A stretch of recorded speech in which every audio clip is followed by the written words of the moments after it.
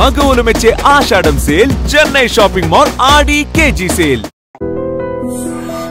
తిరుమలలో విరాజమానుడైన వెంకటేశ్వర స్వామి వారి ఎదుట నిలబడి అది కేవలం ప్రతిమ అన్న భావన కాకుండా ఆయన వెంకటేశ్వరుడే, ఆయన సాక్షాత్తు శ్రీమన్నారాయణుడే అన్న భావనతో అన్నమాచార్యుల వారు మాట్లాడుతున్నటువంటి కీర్తన. అంటే యద్భావం తద్భవతి.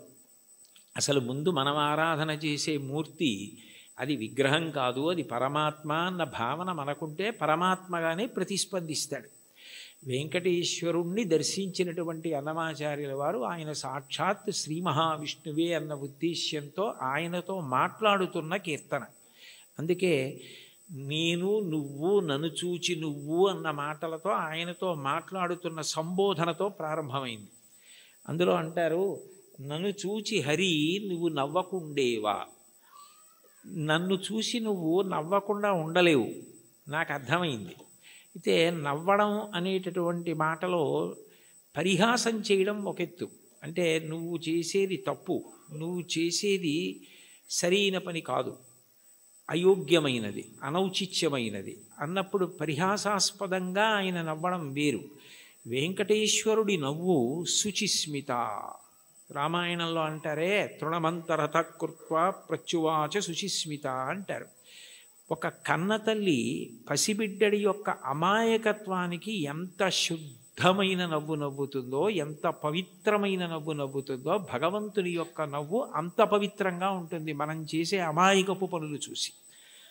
తల్లి ఏదో వేడిగా ఉన్నటువంటి పాయస పాత్ర అక్కడ ఉంటే పిల్లవాడు వెళ్ళి నేను తినేస్తానని పాయస పాత్రలో చెయ్యి పెట్టబోతే, నువ్వు తినలేవురా, అది చాలా వేడిగా ఉంది, నేను చల్లారి పెట్టి పెడతానని చెప్పి ఎంతో ప్రేమగా నవ్వి వాడిని దూరంగా పెట్టి ఉప్పుని ఊది చిన్న చిన్న ముద్దలు వాడి నోట్లో ఎంత ప్రేమతో తినిపిస్తుందో అంత ప్రేమతో నవ్వుతాట భగవంతుడు. అందుకని భగవంతుని యొక్క నవ్వు శుచిస్మిత, మందహాసం, చిన్న నవ్వు నవ్వుతాడు అని.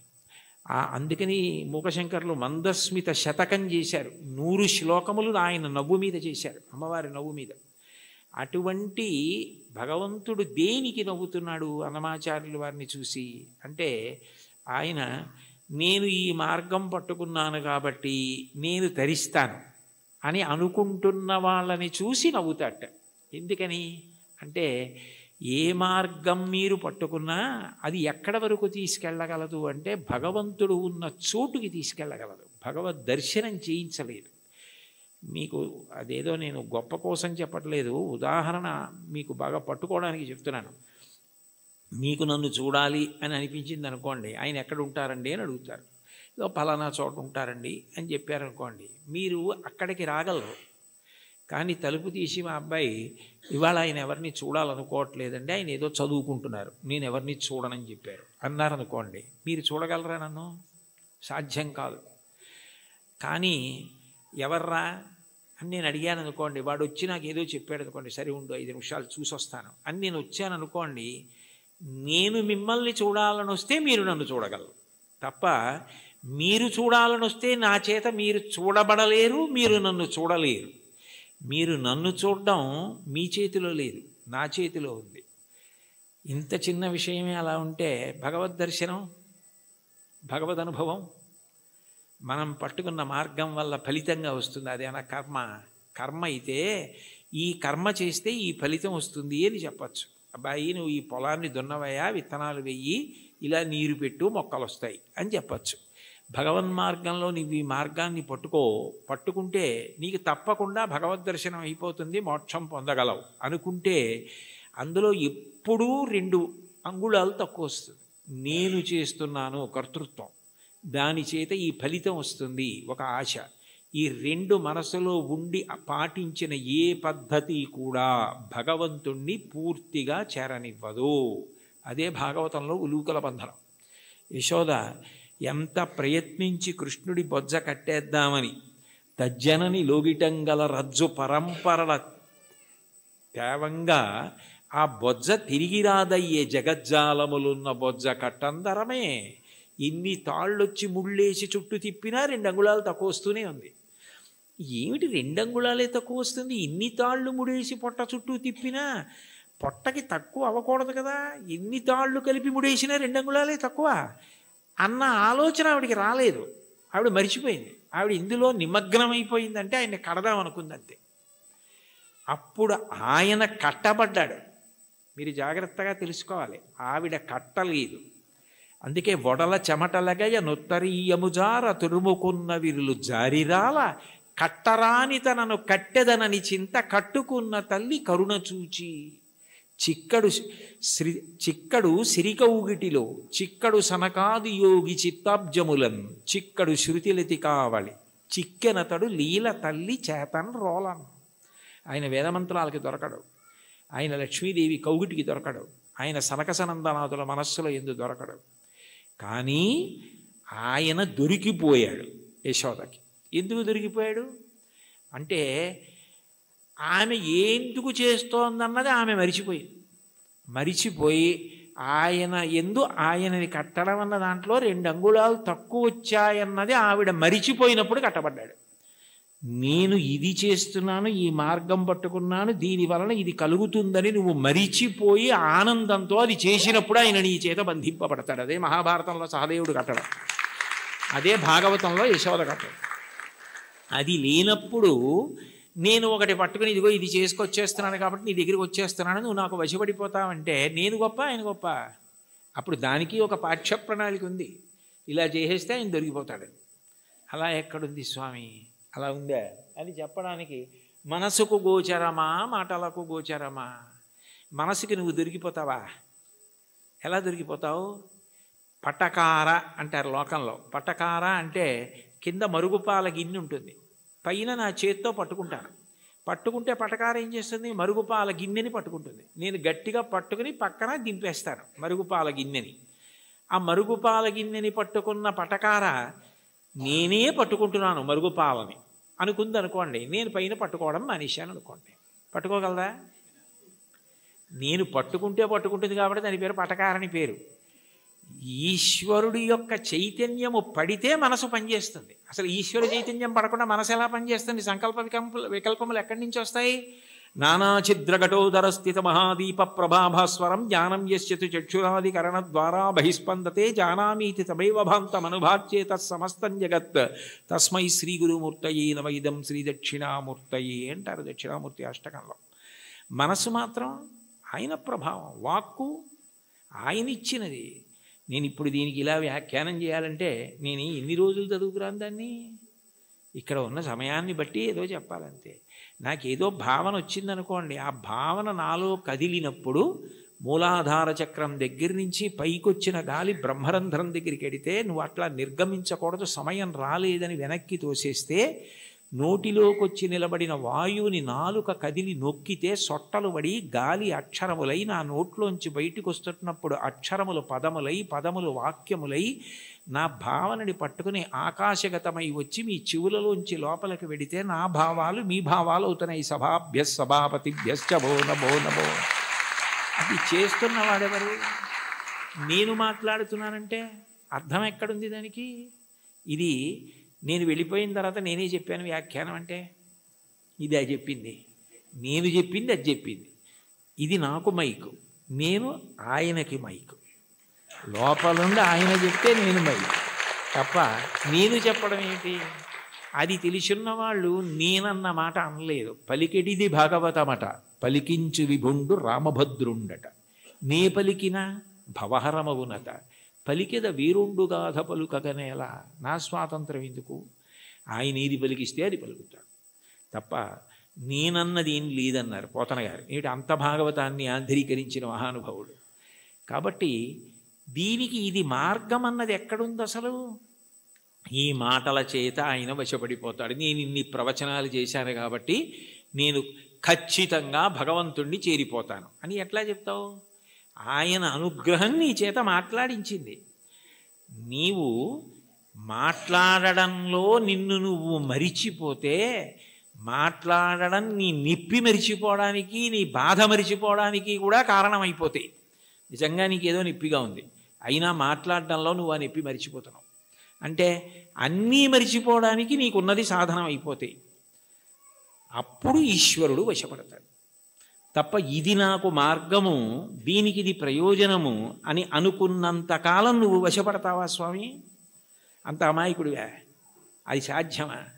అంటే ఆ మైమరుపు రావాలి. అందుకే మీరు చూడండి, తన్మయుడైపోయాడండి అంటారు. తన్మయుడైపోయాడండి అన్న మాటకు అర్థం ఏమిటి? తత్ యందు మయమైపోయాడు.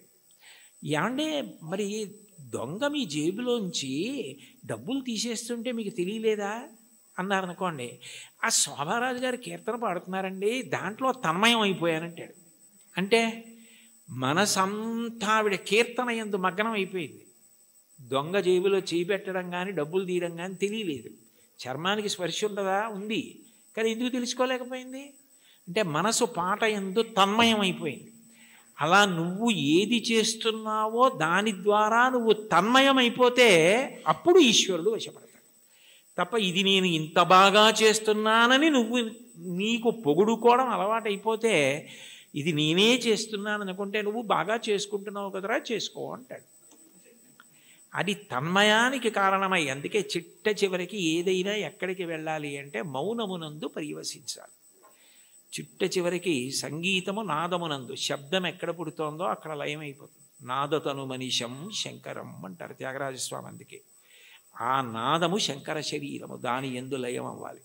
ఇక్కడ ఉన్నారు కదా మంజు భార్గవి గారు, శంకరాభరణంలో ఆయన ఏదో ఉరిమి ఉరుములు మెరిసే మెరుపుల చిరుచులు నవ్వులు కాబోలు, సరిసరి నటనలు కాబోలు అని పరవశాన శిరసూగంగా ధరకు జారెన శివగంగ నాగానలహరి నువ్వు మునుగంగా అని పరవశించిన పరమశివుడు తల కిందకి జింపి చూస్తేట గంగ కింద పడి ఈయన తడిసిపోయేట.